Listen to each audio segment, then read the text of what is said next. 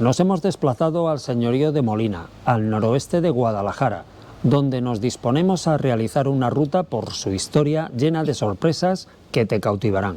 En la localidad de Herrería veremos el llamado Castro del Ceremeño, uno de los asentamientos celtíberos mejor conservados de España. Cerca de allí, en Rillo de Gallo, iniciamos el pedaleo, pero antes no podemos por menos que detenernos a admirar su casa más famosa, el llamado Capricho de Rillo. Comenzamos la marcha en dirección a las cercanías de Corduente, donde una espectacular casa fortificada nos aguarda desde su posición dominante, desafiando a todo aquel que pasa por los alrededores. Nos vamos ahora a la ermita de la Virgen de la Hoz, pedaleando entre columnas de roca que forman un entorno natural que a cualquiera puede extasiar.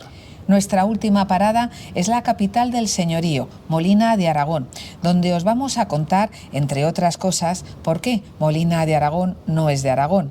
Lo haremos entre la alegría de sus gentes y la magia de sus calles. Como puedes ver, un plan que no te puedes perder, así que acompáñanos.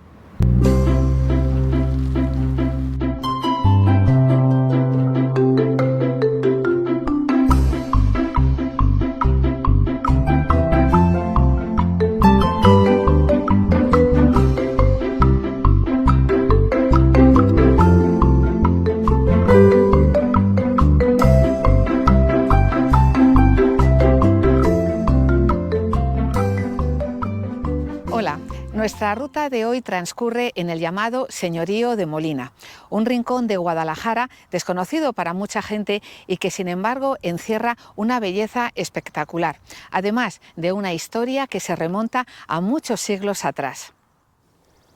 Concretamente estamos junto a la localidad de Herrería. En sus proximidades se ha hallado un yacimiento arqueológico llamado el Castro del Ceremeño, un castro celtíbero, que nos aporta muchos datos sobre cómo vivía la gente de aquel tiempo, que es a donde nos dirigimos ahora.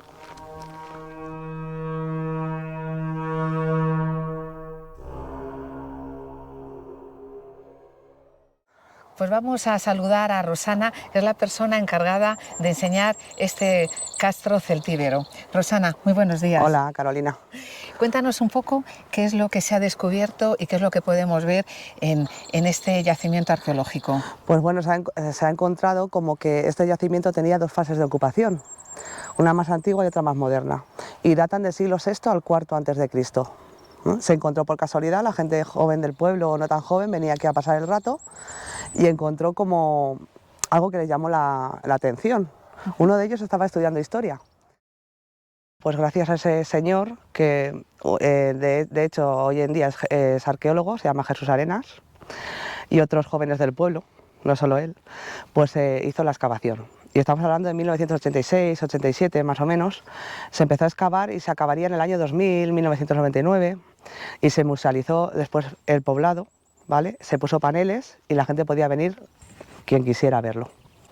Y de hecho recibe muchas visitas. Sí, bueno, a lo largo del año pues es un poblado que no está muy, digamos, muy publicitado. La gente no lo conoce, por eso es bueno que venga gente como vosotros para darle un poco de publicidad.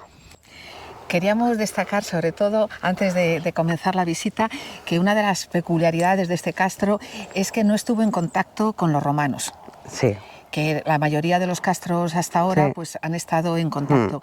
¿Eso cómo ha influido? ¿Se ha encontrado algo interesante que lo diferencie del resto de los castros que sí estuvieron en contacto con los romanos? Pues sí, por ejemplo, la cerámica que había, la datación del carbono 14, pues sabemos gracias a eso que no estuvieron en contacto con los romanos, ¿no? Porque es de la primera era de hierro, segunda era de hierro. Los romanos vinieron en el 218 a.C., ¿vale? En el verano, si no recuerdo mal, el verano del 218 a.C. Entonces esta gente ya no estaría aquí, en este Cerro Testigo. Vamos a comenzar este recorrido a partir de las murallas, ¿no? Del emplazamiento donde se inicia. Sí. Esta es una muralla que está en la parte suroeste, ¿vale? Estaba hecha de piedra caliza y mediría como unos 3 metros de altura, 3 o 4 metros de altura y 2 de anchura, más o menos. Lo que sí que se podía decir que no tenía ningún tipo de argamasa. Mirad, esto de aquí es un testigo, una guía, que quiere decir que todo lo de abajo es original y lo de abajo lo de arriba, perdón, se ha añadido. Uno de los principales estudios del castro es la forma de vida de los celtíberos que habitaban este castro. Cuéntanos, Rosana, ¿se ha descubierto a qué se dedicaban, cuál era la actividad económica y cómo vivían? Sí, eran pequeños agricultores, ¿vale? Tenían pequeños cultivos al lado del río, pues de trigo, de cebada, de mijo. Luego eran muy buenos ganaderos, tenían diferente ganado, tenían ganado caprino, ovino, cerdos, bóvidos, aves de corral, conejos domesticados, caballos, la élite solía tener caballos, ¿no? El caballo era algo para ellos espiritual y algo que muy importante, ¿no? Rosana, ahora ya nos encontramos en la zona de las viviendas. Sí. ¿Qué podemos ver? Pues mirar, vamos, como había dos fases de ocupación, ¿verdad? Una más antigua y otra más moderna. La más antigua se quemó, en el siglo V a.C., en inicios del siglo V a.C., ¿vale? ¿Y qué pasó? Pues que a los arqueólogos, cuando vinieron siglos y siglos y miles de años después, encontraron que la techumbre estaba quemada, había hecho una capa de ceniza, digamos, y había protegido la cerámica que había debajo. O sea que estaba casi intacta. Y eso ha permitido arrojar muchos más datos, por supuesto, claro, ¿no? Ha sido claro. muy bueno para los investigadores. Claro, para ellos sí. Vemos que hay una serie de divisiones y nos imaginamos que cada división correspondía a una vivienda. Sí. Hay unas que serían de forma rectangular, porque las viviendas eran de forma rectangulares, pegadas a la muralla, a la parte trasera de la casa. Venid por aquí que os voy a... ¿Venir? Vamos a ver esta, por ejemplo, la número 1 le llamo yo. ¿Veis este rectángulo? Esto sería una vivienda, ¿vale? Que tendría unos 40 metros cuadrados. Estaba hecha con un zócalo de piedra, que lo estamos viendo, de piedra caliza. Luego, lo que sería una pared de adobe. La techumbre vegetal con ramaje o planchas de sabina, que estamos llenos de sabinas, como veis, ¿eh? Y en el interior tenían como 3 habitáculos, digamos. Tenían el vestíbulo, que ahí se ve, el hogar en medio, y la zona trasera, el almacén o despensa. Luego hay que ponerle vigas de madera, seguramente eran vigas de madera de sabina, de pino, lo que más se utilizaba. Y esa cosita redonda, que eso es lo que vamos, esa construcción era un antiguo horno. Sería la base del horno, que seguramente era de arcilla, y se utilizó durante muchas etapas. Y ahí ellos se calentaban y harían también la comida y demás. Sí, hacían pan, un guiso de ciervo con tomillo, que estaría buenísimo, cosas de esas. Pues ya, Rosana, solamente despedirte, darte las gracias por esta visita tan interesante a este yacimiento arqueológico, recomendar que venga la gente a visitarlo y a conocerlo, porque realmente es muy interesante. Y nada, hasta otra ocasión, Rosana. Pero pronto por aquí. Sí, ojalá y como hemos dicho siempre, animaros a conocer lugares distintos y nuevos, y este realmente es uno de ellos. Gracias, Carolina. A ti, Rosana.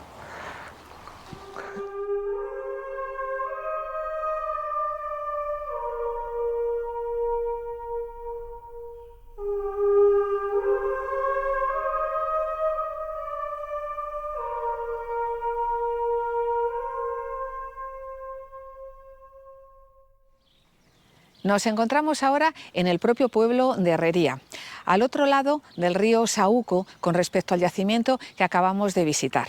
Y estamos aquí porque se han recreado los enterramientos que practicaban los celtíberos. Estos pretendían, la mayoría de las veces, separar el mundo de los vivos del de los muertos por un río.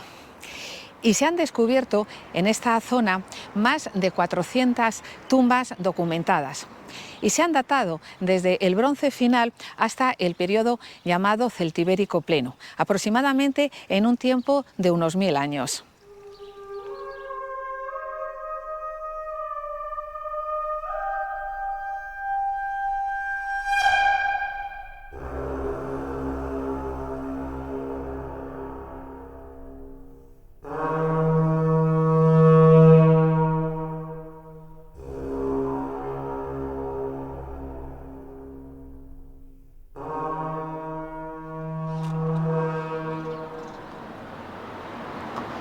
La ruta en bicicleta la vamos a empezar en la localidad de Rillo de Gallo, que está a unos kilómetros de aquí.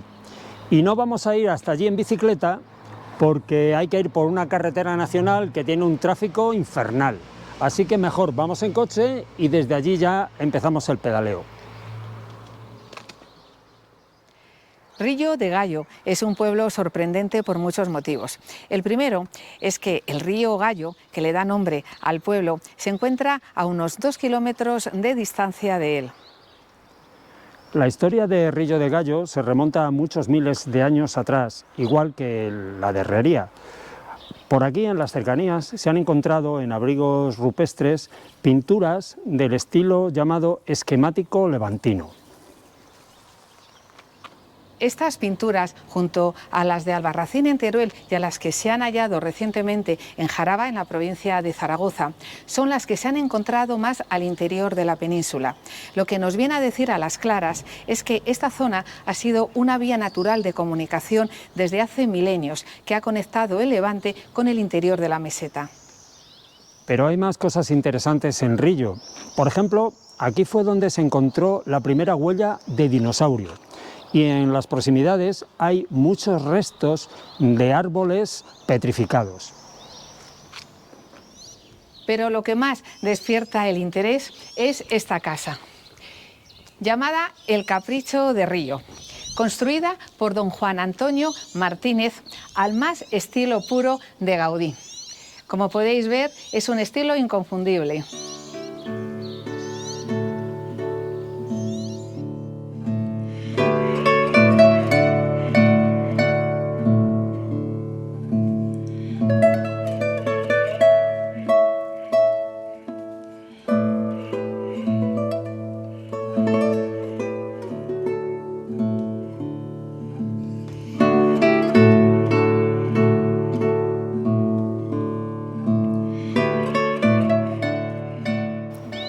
Llama la atención la serpiente, que parece trepar por la fachada y que hace alusión a una leyenda del siglo XVII, según la cual por los contornos vivía una serpiente que el grosor de su cuerpo tenía el tamaño de un hombre.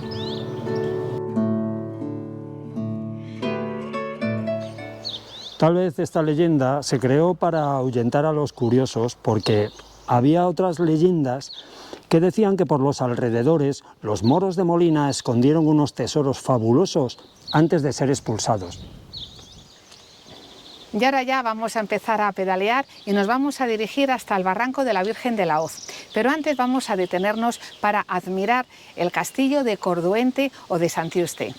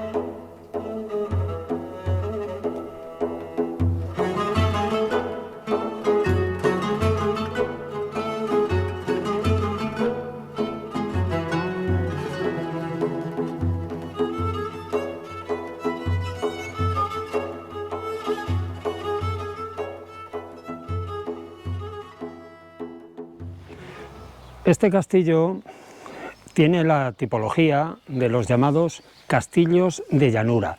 Fue levantado en 1434 y participó en las guerras contra Aragón. Posteriormente también participó en las guerras civiles de Castilla por la sucesión de Enrique IV, por lo que en una ocasión fue arrasado por el duque del Infantado, por lo que tuvo que ser reconstruido. En realidad no es un castillo propiamente dicho, sino una casa fortificada que tiene una prestancia espectacular, dominando todo el paisaje de los contornos. Y eso es precisamente lo que querían transmitir sus primeros dueños, la familia Ruiz de Molina. Levantar un edificio que representase todo su poderío y su fuerza, para demostrar a todo el mundo quién era el amo del lugar.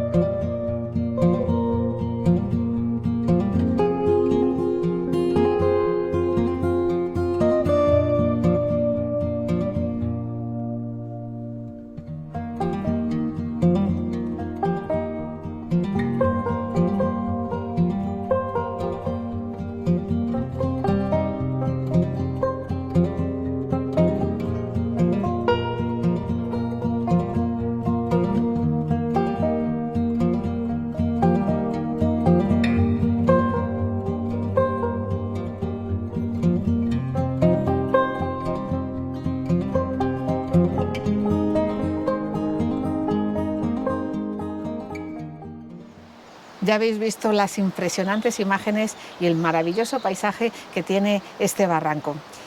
Ahora nos encontramos junto a la ermita de la Virgen de la Hoz.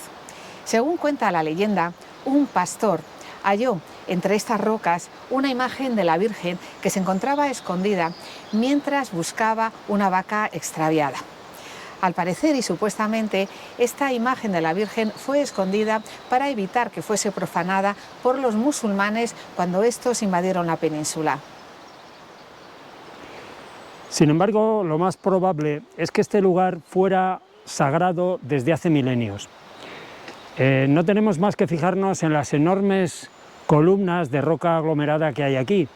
Antiguamente se pensaba que estas columnas de piedra gigantes estaban clavadas profundamente en el suelo y comunicaban el mundo de los vivos con el inframundo.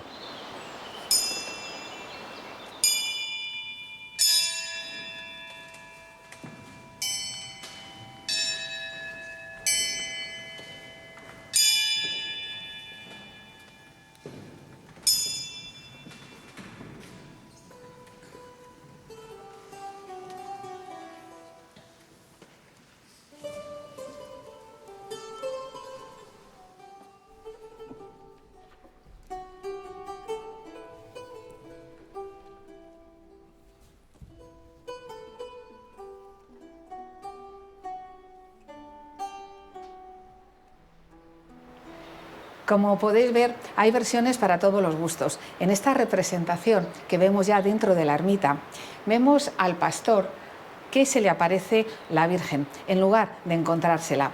Y está rodeado de ovejas en lugar de estar buscando una vaca extraviada, como os hemos comentado anteriormente en la leyenda.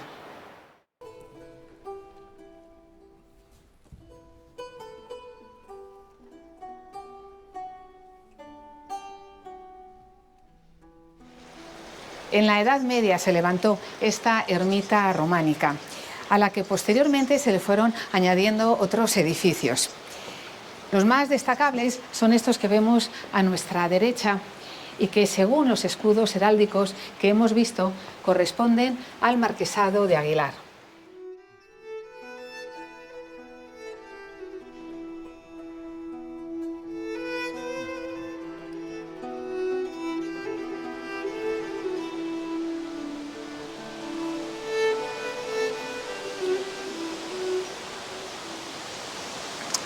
La verdad es que cuando aprieta el calor se está tan bien aquí que apetece quedarse toda la tarde. Pero tenemos que continuar hacia nuestro próximo destino en la ciudad de Molina de Aragón. Sí, lo he dicho bien, la ciudad de Molina de Aragón.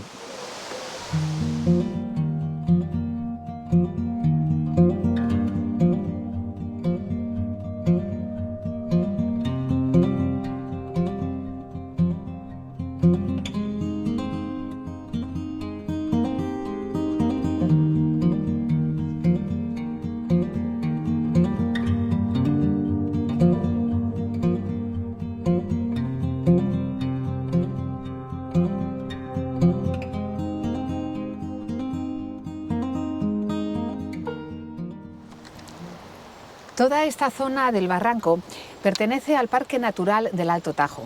Además, es un geoparque mundial de la UNESCO, el único que hay en Castilla-La Mancha y uno de los primeros de España.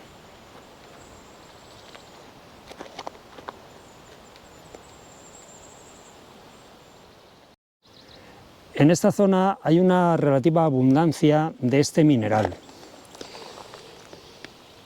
Es una forma de cristalización de la caliza, en forma de prismas hexagonales. Su nombre es aragonito.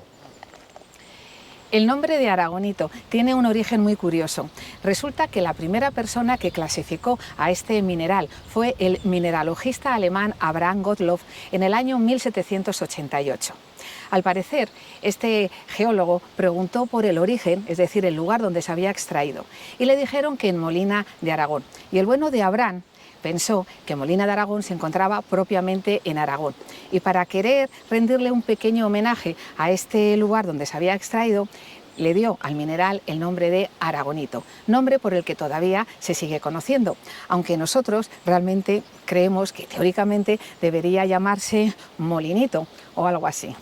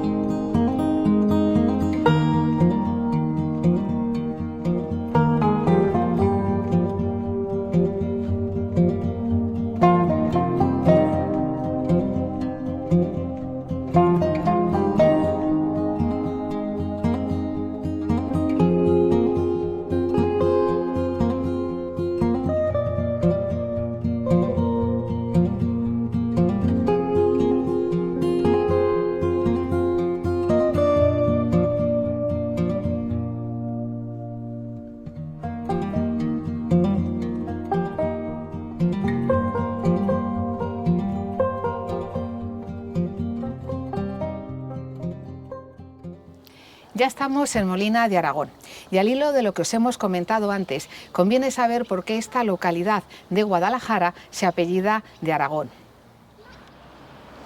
Todo comenzó cuando Enrique II, el rey de Castilla, hizo donación del señorío al francés Bertrand du Guesclin por la ayuda que le había prestado para matar a su hermano y hacerse con el trono de Castilla. Ante este hecho, el concejo de Molina se sublevó, pues no querían ser súbditos de un personaje extranjero que además había ayudado en un regicidio. Lo que hicieron fue dirigirse al rey de Aragón, Pedro IV, y le entregaron el señorío. No hace falta decir que el rey de Aragón aceptó con mucho agrado este ofrecimiento. Y desde entonces, Molina de los Caballeros, que es como se conocía, pasó a llamarse Molina de Aragón. Pero 6 años más tarde se firmó la paz entre los dos reinos y Molina de Aragón pasó a pertenecer a Castilla otra vez. Sin embargo, el nombre de Aragón se mantuvo. Hay que decir que la guerra entre Castilla y Aragón formaba parte del contexto hispano de la Guerra de los 100 años. Y el Tratado de Paz que se firmó tuvo muchas consecuencias a largo plazo. La primera es que Aragón perdió todos sus derechos sobre la región de Murcia, con lo cual ya no se pudo expandir a costa de los musulmanes de Andalucía, sino tuvo que hacerlo por el Mediterráneo. La otra consecuencia fue el matrimonio entre el hijo del rey de Castilla y la hija del rey de Aragón.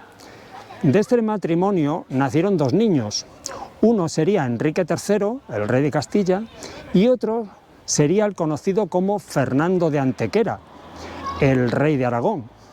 El hecho de que las coronas de Castilla y Aragón pertenecieran a la misma familia, la de los Trastámara, propició que unas generaciones más tarde la princesa Isabel de Castilla se casara con su sobrino tercero, Fernando II de Aragón, que es el matrimonio que todos conocemos como los Reyes Católicos.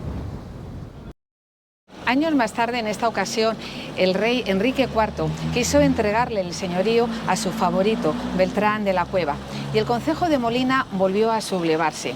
Fueron años convulsos que no se apaciguaron hasta que la reina Isabel la Católica publicó un decreto en el que afirmaba que jamás Molina pertenecería a un señor, a un rey que no fuese rey de Castilla. Decreto que se ha mantenido hasta nuestros días, ya que el actual rey de España, Felipe VI, ostenta entre sus títulos el de señor de Molina y Mesa. En concreto, hace el número 32. Este edificio de aquí es el antiguo monasterio de San Francisco, mandado construir por doña Blanca de Molina en el siglo XIII. Blanca de Molina puede decirse que fue la última señora de Molina semi-independiente.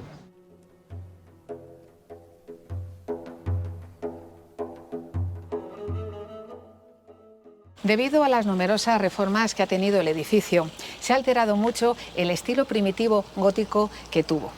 La torre es de finales del siglo XVIII y está coronada por una veleta que guarda un parecido muy grande con el Giraldillo de Sevilla. Por este hecho, a esta veleta se le conoce como el Giraldo de Molina.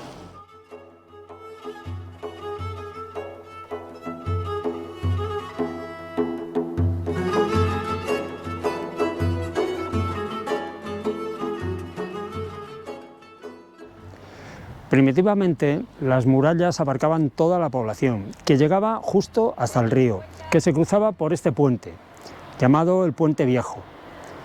Nosotros ahora vamos a ir al castillo, atravesando toda la población, pero tendremos que dejar las bicicletas antes, porque para subir al castillo solamente puede hacerse subiendo escaleras.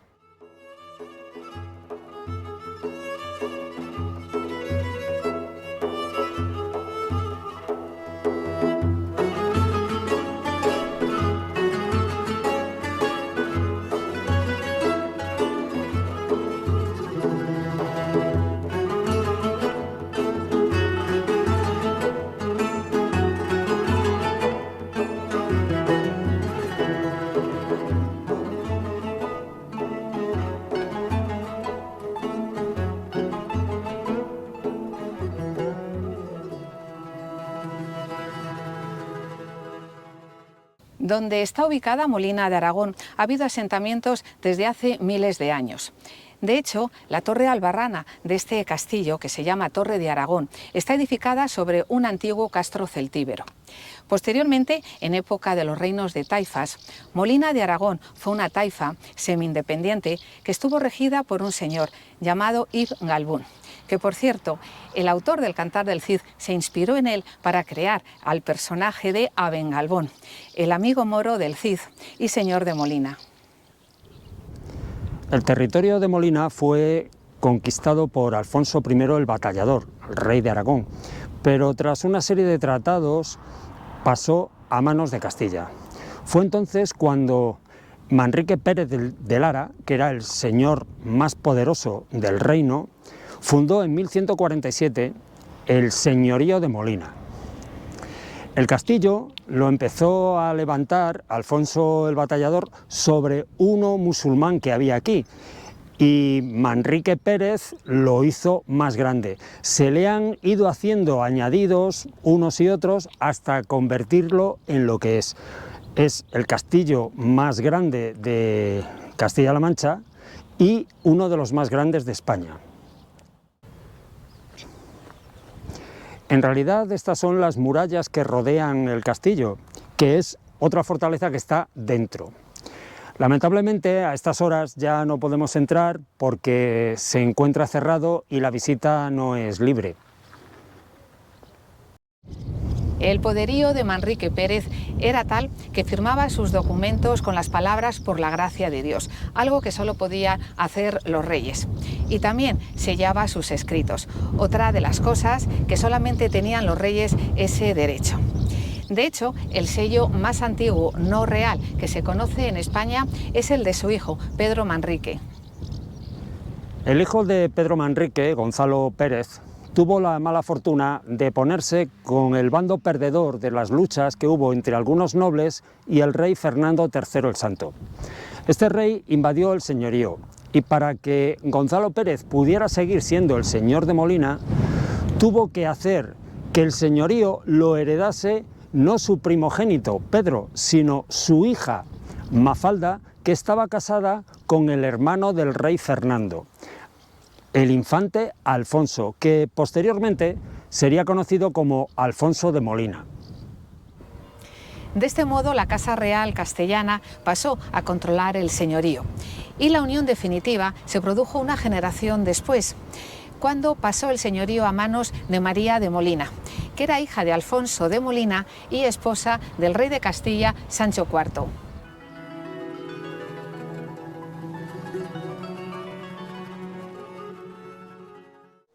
Estamos en la parte baja de Molina. Este edificio que tenemos aquí es el convento de Santa Clara. Concretamente esta es la iglesia, que se levantó al mismo tiempo que el que vimos antes de San Francisco, con la diferencia es que este edificio no ha tenido las reformas que tuvo el otro.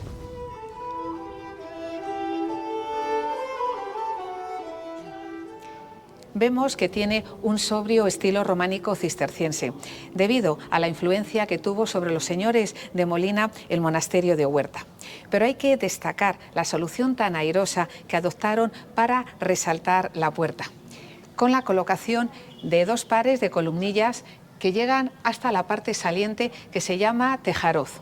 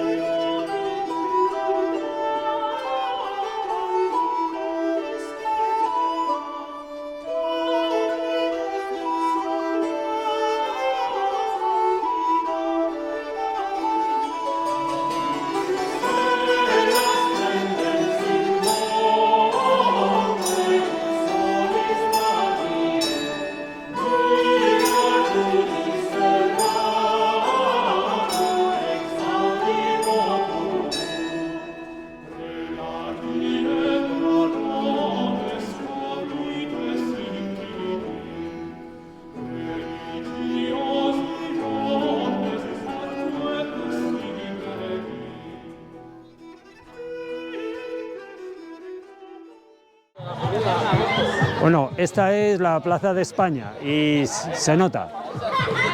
Aquí hay una placa que está allí detrás de las banderas que conmemora el nombramiento de ciudad que tiene Molina desde el año 1812, concedido por las Cortes de Cádiz a raíz del heroico comportamiento que tuvo la villa durante la invasión napoleónica. Que nadie vea esto. Yo estoy seguro ver.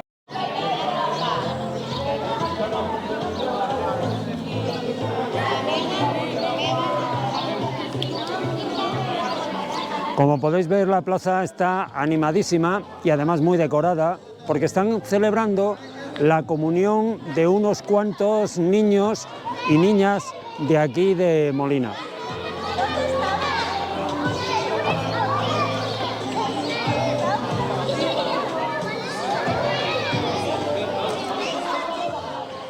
Justo al lado de la Plaza de España se encuentra la iglesia de Santa María del Conde. Supuestamente es la más antigua de Molina. Fue mandada a construir por Manrique Pérez de Lara en el siglo XII y lo que vemos actualmente es del siglo XVI. Hoy en día se utiliza para salón de plenos del ayuntamiento. Esta calle que recorremos forma parte del barrio de la Judería, que está en la parte más alta de Molina. De hecho, al otro lado de la carretera y junto al castillo hay un recinto llamado Prado de los Judíos, donde se han hallado restos de una sinagoga.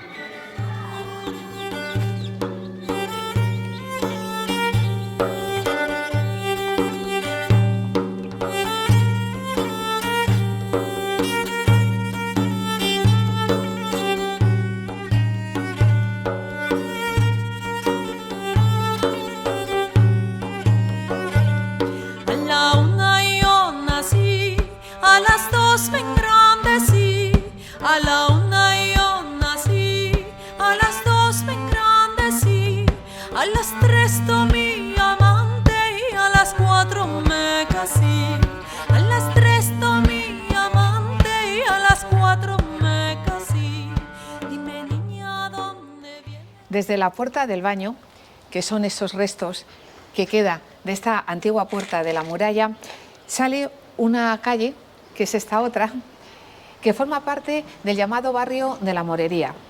Hay que decir que aquí en Molina, en un principio, los musulmanes no estaban segregados de los cristianos. Hasta el siglo XVI vivieron todos juntos.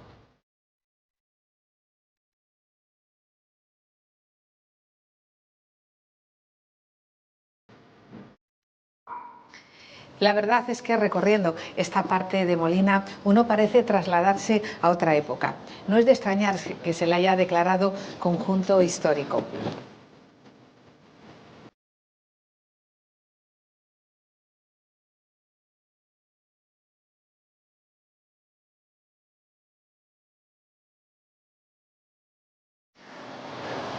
Bueno, aparte de muchas casas señoriales, Molina tiene 8 palacios, 6 iglesias, 2 conventos y 2 ermitas.